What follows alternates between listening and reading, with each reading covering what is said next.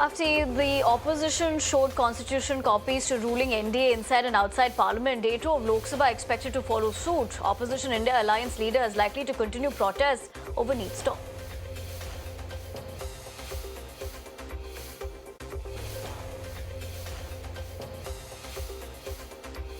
The race is on for the appointment of the new Lok Sabha Speaker, a process that could potentially see a contest for the first time since independence. A nomination process will end at 12 noon today. The election for the Lok Sabha Speaker will be held tomorrow. The process of the election of new Speaker will be overseen by Pro Tem Speaker Bhartahari Mahtab.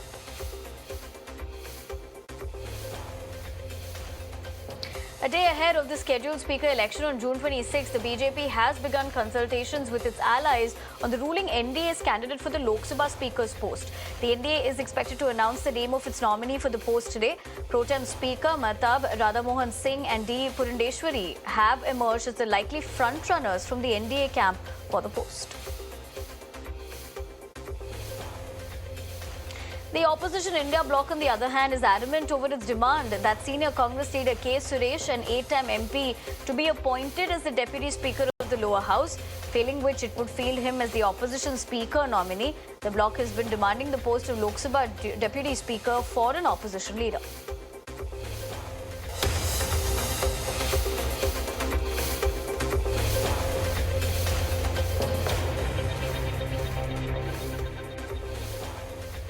BJP President Naveen Patnaik clears the air after poll rout. Former Odisha Chief Minister withdraws support to BJP in Rajya Sabha, stresses on acting as strong opposition.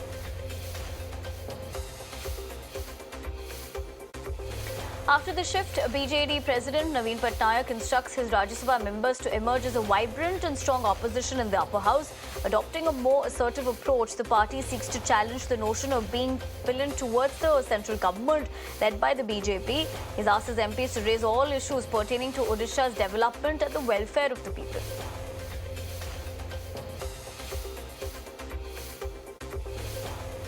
Today marks 49 years of emergency. On June 25, 1975, Indira Gandhi, the then Prime Minister, imposed a 21-month state of emergency in an attempt to crack down on civil liberties. The emergency was announced shortly after the Supreme Court granted a conditional stay on the Allahabad High Court verdict, declaring her election to the Lok Sabha null and void.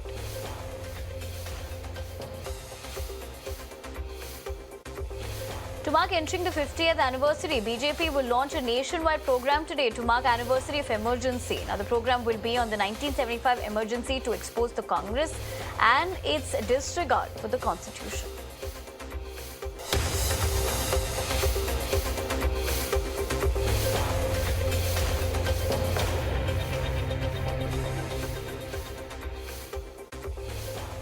To mark the entering of 50th anniversary of emergency, BJP President JP Nadda will address party's main event titled Dark Days of Democracy at the party headquarters in Delhi, and separate programs will be held across the state.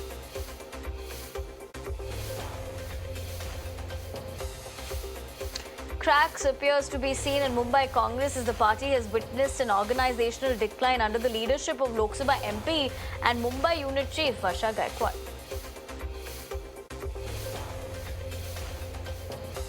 Amid rumblings of discontent in the Mumbai Congress, several party leaders wrote a letter to party president Kharge urging the central leadership to intervene to strengthen the party organization of the city ahead of the upcoming assembly polls. The leaders have also sought an appointment to meet Kharge.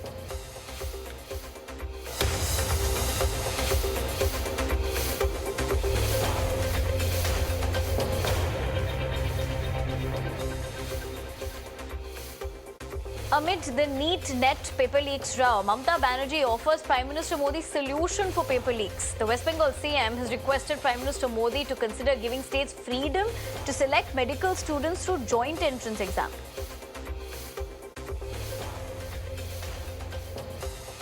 Crucial day for Delhi Chief Minister and AAP National Convener Kejriwal, as the Delhi High Court is also to pronounce its order today on the Enforcement Directorate's plea challenging the bail granted to Kejriwal.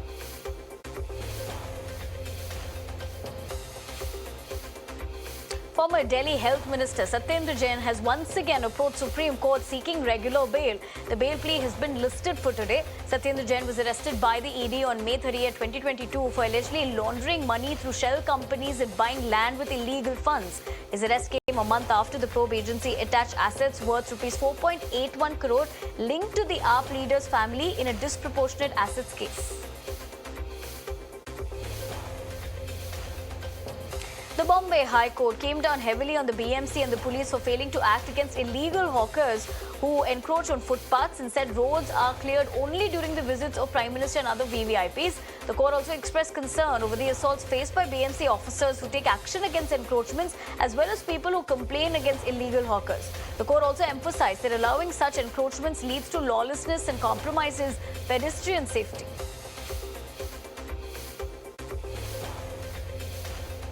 The Delhi cops are to file a charge sheet today against Booker-winning author Arundhati Roy and former Central University of Kashmir professor Sheikh Shaukat Hussain. Both of them have been booked for allegedly provocative speeches professing separatism of Kashmir from India under the banner of Azadi, the Only Way program on October 21st, 2010.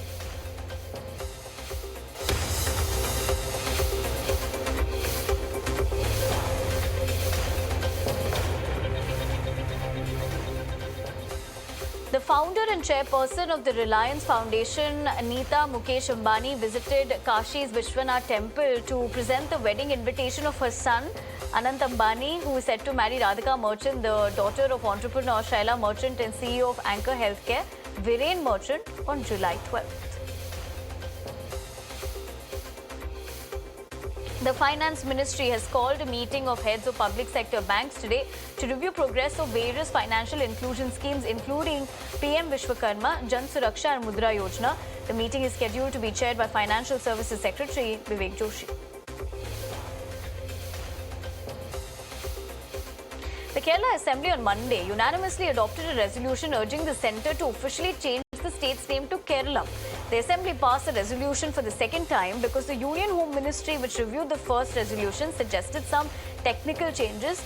Chief Minister Pinarayi Vijayan, who moved the resolution, wanted the Union government to change the state's name from Kerala to Kerala in all languages, including in the 8th schedule of the Constitution of the country. The Weather Department has issued rain alert for Gujarat, Madhya Pradesh, Jharkhand and Bihar for the next 3 to 4 days. Some coastal districts of Gujarat today were heavy to very heavy rains. The Met Department predicts heavy to very heavy rainfall across several districts of Gujarat till June 28th, while the rest of Gujarat is likely to experience light to moderate rain. Meanwhile, in Delhi, the IMD has predicted a partially cloudy sky with the possibility of very light rain or drizzle for Delhi. For the past 3 days, the national capital and its neighbouring areas heaved a sigh of relief as the intensity of heat waves reduced after weeks of soaring temperature. Now, the maximum and minimum temperature is expected to settle around 40 and 30 degrees Celsius respectively during the day.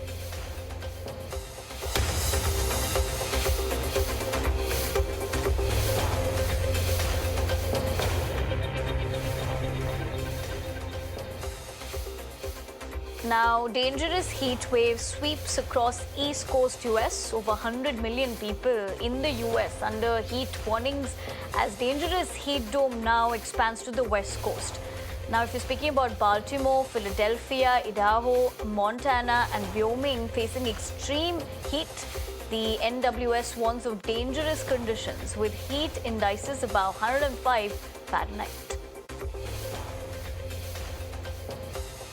Flooding in the Midwestern US killed at least 2, collapsed a railroad bridge and sent water surging around a dam Monday after days of heavy rains that have forced hundreds of people to evacuate or be rescued from rising waters.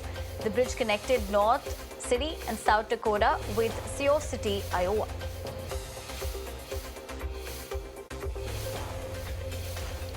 Multiple powerful explosions set a lithium battery factory on fire in South Korea, killing 22 workers. The tragic incident occurred in the factory just south of Seoul. The fire began after batteries exploded while workers were examining and packaging them. The dead included 18 Chinese and 2 South Koreans and 1 Laotian. South Korean President Yoon Suk-yeol visited the site of battery factory fire. Yoon inspected the site and instructed firefighting authorities to thoroughly investigate the cause of the blaze.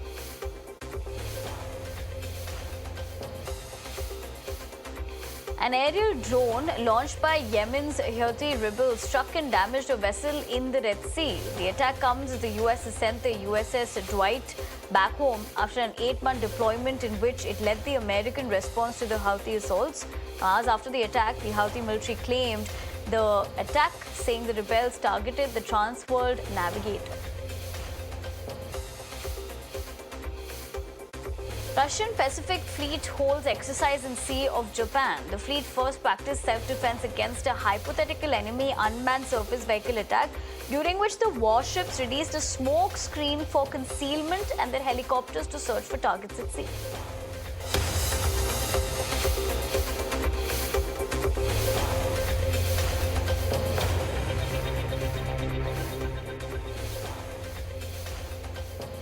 Well, India remain unbeaten in the ongoing T20 World Cup tournament. India entered in the semi-finals of the T20 World Cup with a 24-run win over Australia in their final Super 8 match. In this particular high-octane clash, Rohit Sharma's explosive innings set the tone for an unforgettable night, propelling India to a 24-run victory and igniting the hopes of millions of fans. Indian skipper Rohit Sharma led his team to a convincing win over Australia in their final Super 8 match of the T20 World Cup. In fact, Rohit scored a scintillating 92 of just 41 deliveries, propelled India to a formidable total of 205 for 5. Well, not so good news. Virat Kohli became the second Indian to score 2 ducks in a single edition of the T20 World Cup when he was dismissed on 0 during a Super 8 game against Australia. In fact, Kohli fell for a 5-ball duck off the bowling of Joss Hazlewood in the second over of India's innings. Now, the former India skipper had been dismissed for a golden duck against the United States earlier in the tournament.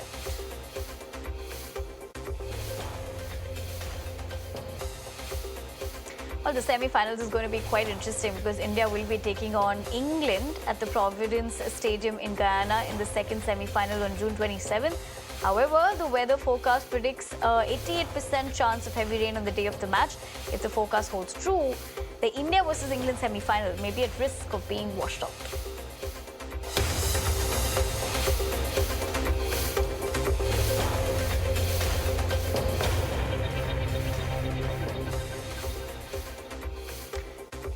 Well, Disney Junior is set to debut a new animated series for younger audiences called Disney Junior's Ariel. Inspired by The Little Mermaid, the new series will follow a young Ariel and her friends as they learn to discover and appreciate the Caribbean-inspired underwater kingdom of Atlantica.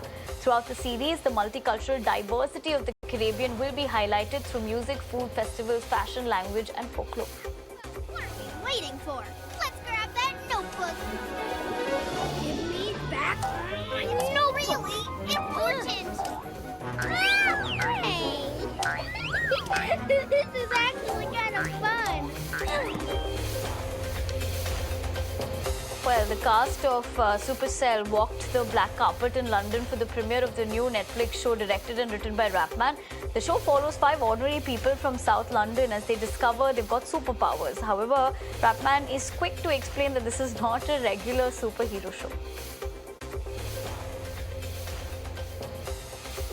Mindy Kaling announces birth of third child. The actor, writer and producer announced on Instagram that she gave birth to a daughter named Anne in February. Kaling made the announcement today, which is her birthday, and described her new baby as the best birthday present. Taylor Swift can do it with a broken heart, but she didn't have to do it alone, as Travis Kelce lent her a hand.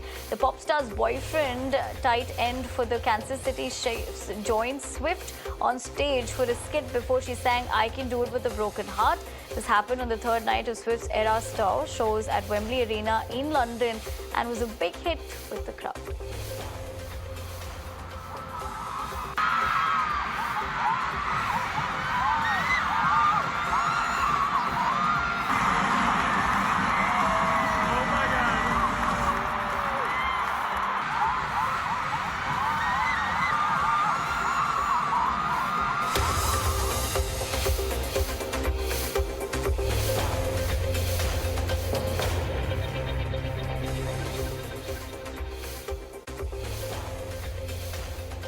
Well, horror comedy Munja has turned into an unexpected blockbuster, earning rupees 100 crore in just 17 days. The film's production house, Maddox Films, shared on Instagram about the historic third week. The film, released on June 7th, has been earning rave reviews from fans and critics alike and has been minting huge numbers at the box office too.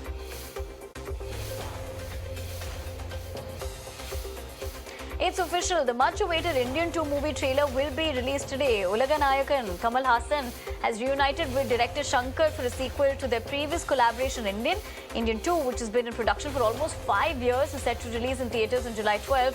The trailer will be released simultaneously in Tamil, Telugu and Hindi, as the film is set to release in 3 languages.